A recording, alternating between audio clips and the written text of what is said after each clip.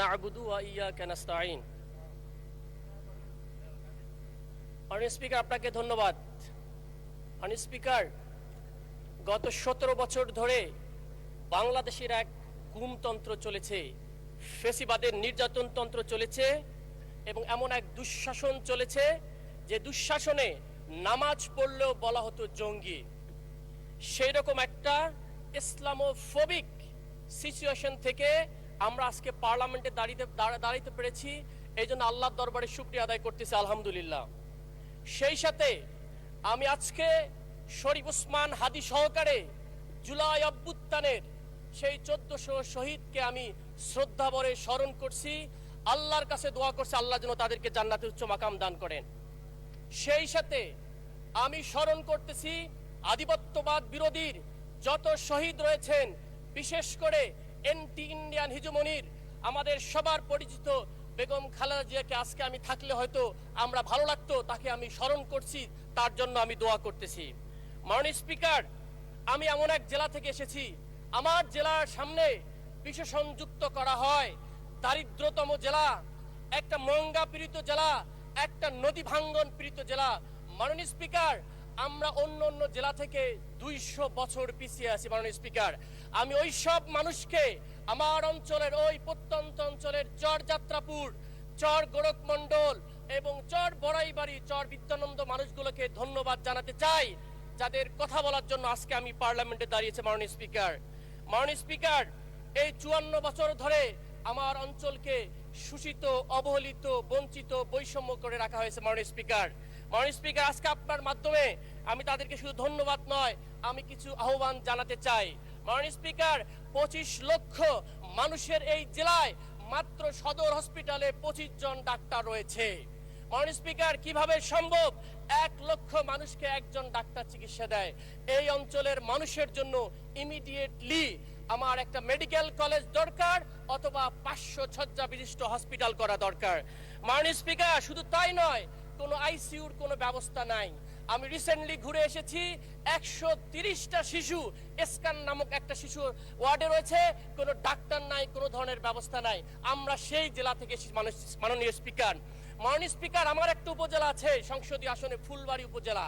53 বছর নয়, 55 বছর ধরে একটা ব্রিজের অভাবে আমরা এখানে মাননীয় আমাদের যে ত্রাণমন্ত্রী, সেই লালমনিরহাট দিয়ে ঘুরে 1.5 ঘন্টা ঘুরে আমার সেই উপজেলা যেতে হয়। মাননীয় স্পিকার, সেই বাংটুর ঘাটের মানুষে আমাদের একটা ব্রিজ দাবি। মাননীয় স্পিকার, মাননীয় স্পিকার, আমি যখন দাঁড়িয়েছি আমার অঞ্চলের মানুষের এখনো নদী ভাঙ্গন রয়েছে।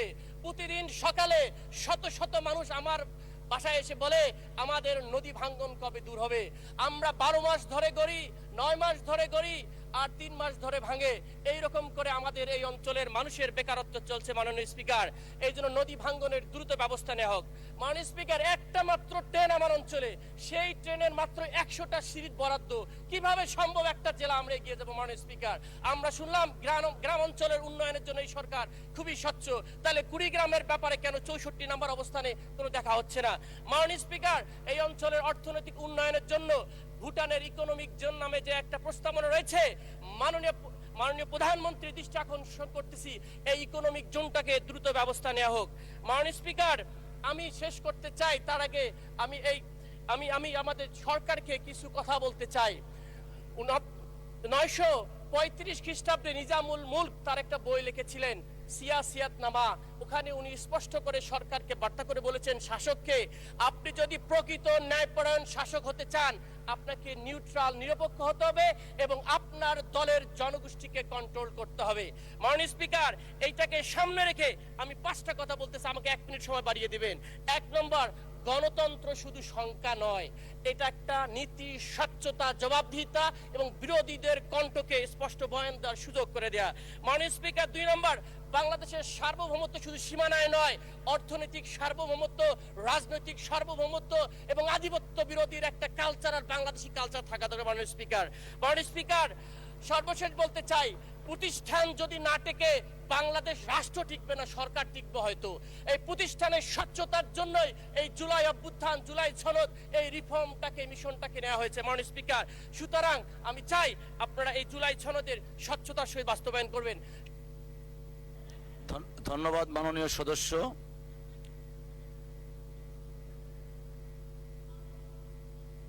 1 মিনিট। 1 মিনিট। মাননীয় স্পিকার, আপনাকে অসংখ্য ধন্যবাদ। আমরা যখন এলাকায় যাই মাননীয় স্পিকার, খুবই কষ্ট লাগে। আপনি আমাদের অভিভাবক। আপনারা দেখেন একজন চেয়ারম্যানের একটা বসার জায়গা আছে, একজন উপজেলা চেয়ারম্যানের একটা বসার জায়গা আছে। আমি তাদের বিরোধিতা করতেছি না। একটা জেলা চেয়ারম্যানের বসার জায়গা আছে। মাননীয় স্পিকার, আমরা সংসদ সদস্য কোনো বসার জায়গা নাই। মাননীয় স্পিকার, আমরা ট্যাক্স ফ্রি গাড়ি আমরা নিব না বলে দিলাম, কিন্তু আমরা দেখেন একজন এসিল্যান্ডেরও, আমি তার বিরোধী, এসিল্যান্ডেরও একটা গাড়ি আছে। আমরা সংসদ সদস্যরা আমাদের কি আছে আসলে মাননীয় স্পিকার? আমরা যদি আমাদের অঞ্চলে গিয়ে দাঁড়িয়ে আমরা যদি পলিসি মেকিং করার জন্য একটা পিও না পাই, তাহলে আমরা কিভাবে গবেষণা করে আমার অঞ্চলের মানুষের দুর্দশা কথা বলবো? একটা বসার জায়গা তো মাননীয় স্পিকার একটা ছোটখাটো ব্যবস্থা করেন। আপনার মাধ্যমে এটা একটা দেখা দরকার। এইভাবে আমরা যা অনাথের মতো মনে হয় ঘুরে বেড়াচ্ছি মাননীয় স্পিকার, এটা আমাদের সংসদের সব সদস্যদের চাওয়া। আমার বিশ্বাস এই বিষয়টা আপনি দেখবেন। আমার বিশ্বাস আপনি আমার অভিভাবক হিসাবে আমাদের দাবিটাকে আপনারা দেখভাল করবেন। আপনাকে শেষ করে এই কথা বলে যে ক্ষমতা চিরস্থায়ী নয়, সংখ্যা। ধন্যবাদ মাননীয় সদস্য। এই পর্যায়ে আলোচনায় অংশগ্রহণ করবেন ফরিদপুর 4 আসন থেকে নির্বাচিত মাননীয় সংসদ সদস্য মোহাম্মদ শহীদুল ইসলাম। আপনার সময় 6 মিনিট। মোহাম্মদ শহীদুল ইসলাম। আউযু বিল্লাহি মিনাশ শাইতানির রাজিম। বিসমিল্লাহির রহমানির রহিম। সকল প্রশংসা মহান রাব্বুল